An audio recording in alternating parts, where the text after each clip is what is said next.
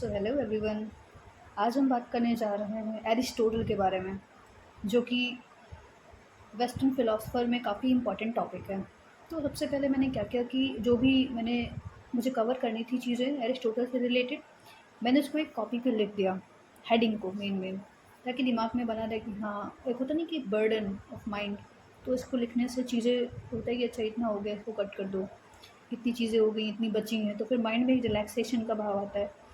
उसके लिए मैंने पहले अपने टॉपिक्स नोट कर लिए। उसके बाद में मैंने अरिस्टोटल की रीडिंग की। ओके, सो अभी मैं रिवाइज़ करने जा रही हूँ जो भी चीज़ें मैंने पढ़ी शॉर्ट में। ओके, सो सबसे पहले तो हम लोगों ने पढ़ा था कि intro of Aristotle as thinker.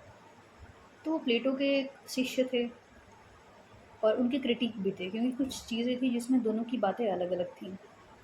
Like जो प्लेटो थे वो बोलते थे कि एक फिलोसफर किंग होना चाहिए, है ना, वर्ड ऑफ इल्यूजन में जीते थे प्लेटो। लेकिन जो एरिस्टोटल थे वो एक कॉमन सेंस को ज़्यादा प्रमोट करते थे और बोलते थे कि रियलिस्टिक वर्ल्ड में इंसान जो हो वही सच्ची चीज़ें हैं। तो सिमिलैरिटी क्या थी इन दोनों में? दोनों ही सॉक्रेटिक ट्रेडिशन के थे और स्टेट को प्राइमरी और इम्पॉर्टेंट मानते थे। और जो इनइक्वालिटी है वो नेचुरल है, पोवर्टी जो है वो इग्नोरेंस के कारण आती है, और जो मासेस है लोग हैं उनमें कम फेथ था इन दोनों का ही। फिर पर्सपेक्टिव दोनों का, मतलब प्लेटो आइडियलिस्ट थे, अरिस्टोटल प्रैग्मैटिक थे। और प्लेटो जो थे परफेक्शनिस्ट थे, ये मॉडरेट थे। प्लेटो रेडिकल थे, ये कंजर्वेटिव थे। तो इस टाइप की चीज़ें देख सकते हैं हम लोग। फिर आइडिया क्या था इन दोनों का? तो मेनली जो प्लेटो का आइडिया था वो ये था कि जो आउटसाइड ऑफ वर्ड है, वर्ड इल्यूजन है, आउटसाइड ऑफ वर्ड की जो चीज़ें हैं, फिलॉसफी है, वो सत्य है।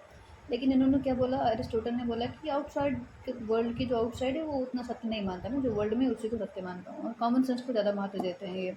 इवन की वर्ल्डली बातें करें ऐसे कि जो एग्जिस्ट नहीं करती, उससे अच्छा कॉमन सेंस में रह के चीज़ों को किया जाए। ओके, और इनको बोलते हैं फादर ऑफ पॉलिटिकल साइंस। क्यों? क्योंकि इससे पहले प्लेटो की अगर बात करें तो उनकी जो थियोरी है वो लाइक इंसाइक्लोपीडिया।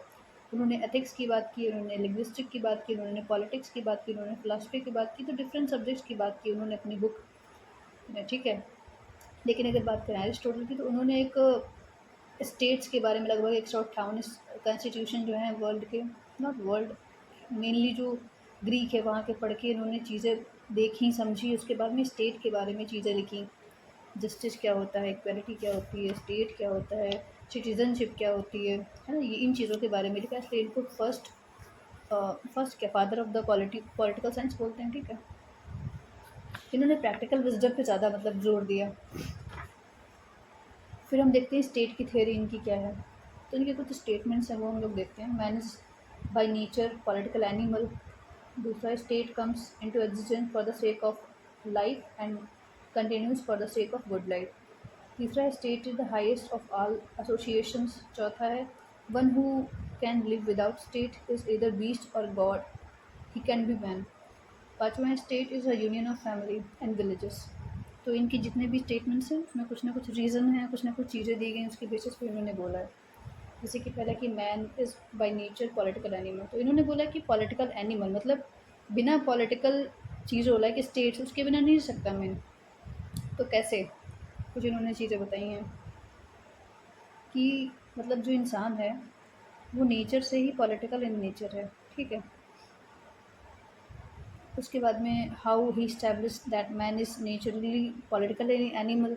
तो इन्होंने कुछ तर्क दिए हैं कि इस बेसिस पे, तो on the basis of analysis of the need of man, कि जो लोगों की आवश्यकताएं होती हैं उसके बेसिस पे मैन जो होता है वो सेल्फ सफिशिएंट नहीं होता है। उसको अपनी चीज़ें, बेसिक चीज़ें पूरी करने के लिए फिज़िकल और मेंटल और इमोशनल, इस टाइप की नीड्स पूरी करने के लिए फैमिली की ज़रूरत होती है। इवन फैमिली भी कम्प्लीटली इनफ नहीं होती, उसके लिए उनको विलेज की ज़रूरत होती है। विलेज भी कम्प्लीटली पूरा नहीं उनकी आवश्यकताओं को कर पाता है, तो उनको स्टेट की भी ज़रूरत होती है। ओके, तो ऐसे हमने देखा कि the highest association of man जो है, जो उसकी फुलफिलमेंट करता है नीड, वो है स्टेट। तो यहाँ से इन्होंने तर्क दिया कि पॉलिटिकल एनिमल कैसे है मैन। देन देखते हैं हाईएस्ट एसोसिएशन कैसे है स्टेट। उसके बारे में इन्होंने बताया कि only state is capable to fulfil all the requirement of man. तो जितनी भी रिक्वायरमेंट होती है मनुष्य की, स्टेट के अंदर वो सारी पूरी हो जाती हैं। अगर बात करें फैमिली की, विलेज की, तो उसमें सारी आवश्यकताएँ पूरी नहीं हो पाती हैं।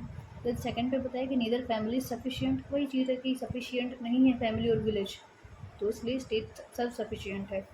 तीसरा बताया कि ये एक अल्टीमेट इंस्टीट्यूशन है ना, जिसमें सारी सिग्निफिकेंस की चीज़ें मिलती हैं। उसके बाद बताया कि it also tells the state discover the highest share in men's obligation in the life. तो जो भी चीज़ें मोस्टली इस मैन से रिलेटेड होती हैं स्टेट में सारी फुलफिल हो जाती हैं, और एक प्री कंडीशन है लाइफ की, ठीक है। उन्होंने बोला कि state comes into existence for the sake of life and continue for the sake of good life, okay. तो ये चीज़ें फिर बोला कि in the word of Aristotle one who can live without state can be इधर God और beast. तो ऐसे बोला कि स्टेट के बिना रहना संभव ही नहीं है, ठीक है।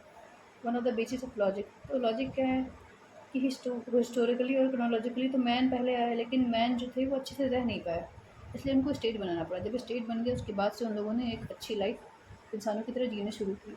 फिर एक टेलीलॉजिकल आर्गूमेंट है, इस पे बताते हैं कि लाइक डेस्टिनी, ठीक है। तो मनुष्य की जो डेस्टिनी होती है उसमें मनुष्य को स्टेट के अंतर्गत ही रहना पड़ता है। इसका क्रिटिकल इवैल्यूएशन भी किया गया कि ये नेचुरल और नेसेसरी है, ये इम्पॉर्टेंट नहीं है। आइडियलिस्ट लोगों ने क्या बताया कि स्टेट इज नेसेसरी, लिबरल लोगों ने क्या बताया कि नेसेसरी इविल है, अनार्किक लोगों ने क्या बताया कि अननेसेसरी इविल है, ठीक है। फिर थ्योरी ऑफ सिटीजनशिप में देखते हैं, तो सिटीजनशिप में कुछ लोग हैं उनको इन्होंने इंक्लूड नहीं किया, लाइक स्लेव हो गए, चिल्ड्रन हो गए, वीमेन हो गए, ओल्ड पीपल हो गए और फॉरनर्स हो गए। इन्होंने दो मतलब चीज़ें बताई, बर्थ और ब्लड, ये जो हैं चीज़ें होंगी जिसमें एक सिटीजन बताया जाएगा। बर्थ जस्ट सोली, ब्लड जस्ट सेंगोनिक, ठीक है।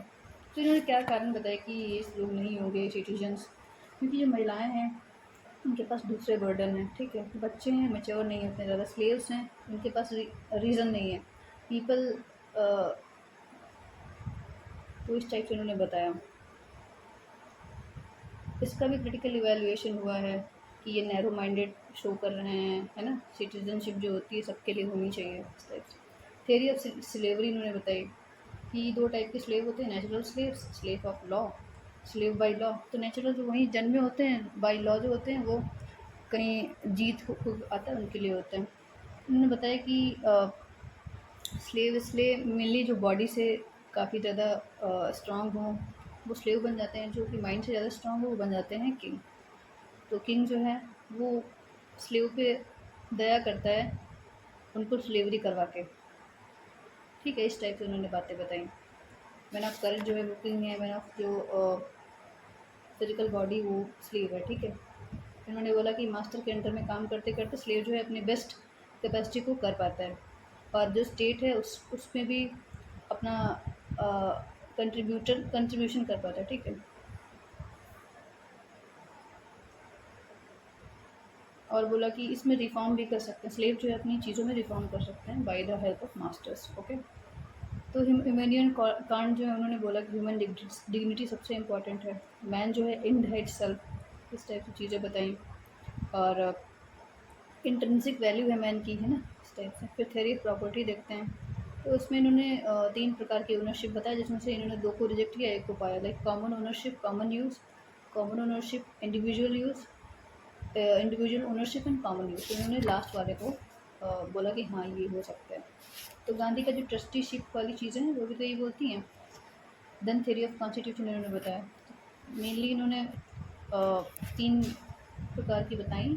पहली मोनार्की है, दूसरी एरिस्टोक्रेटी, तीसरी है पॉलिटी। तो उसमें से उन्होंने बोला पॉलिटी को बेस्ट कॉन्स्टिट्यूशनल थिंग, क्योंकि इनमें मिडिल क्लास की जो है रूल होता है, ठीक है। तो उसके बाद में इन्होंने क्या बताया, थ्योरी ऑफ रिवोल्यूशन। तो रिवोल्यूशन के मेन कारण क्या है ये बता रहे हैं। सबसे पहला तो इन्होंने रिवोल्यूशन जो स्लाइटेस्ट चेंज होते हैं गवर्नमेंट में उसको भी इन्होंने रिवोल्यूशन ही मान लिया। तो ये मतलब एक कंजर्वेटिव्स थे जो चेंज को ज़्यादा प्रमोट नहीं करते थे। तो इन्होंने बोला कि पहला तो ये है कि इंटरनल कॉजेस हो सकते हैं, है ना, लाइक किसी को इनइक्वालिटी फील हो रही है ना। तो इनइक्वालिटी कब फील होती है, इसमें इन्होंने जस्टिस के दो टाइप दिए, लाइक डिस्ट्रीब्यूटिव, रेक्टिफिकेटरी। तो डिस्ट्रीब्यूटिव का मतलब है कोई अच्छे काम करता है तो उनको रिवार्ड दो, रिफ्लेक्टिव का मतलब कोई बुरे काम करता है तो सज़ा दो। तो अगर अच्छा काम कर रहा है उसको रिवार्ड नहीं दिए गए, बुरा काम कर रहा है उसको सज़ा नहीं दी गई, सबको इक्वल ट्रीट किया गया, तो फिर ये जस्टिस नहीं होगा। ठीक है, इस पे इन्होंने ये बताया। देन लास्ट चीज़ आई है अरिस्टोटल ऑन लॉ।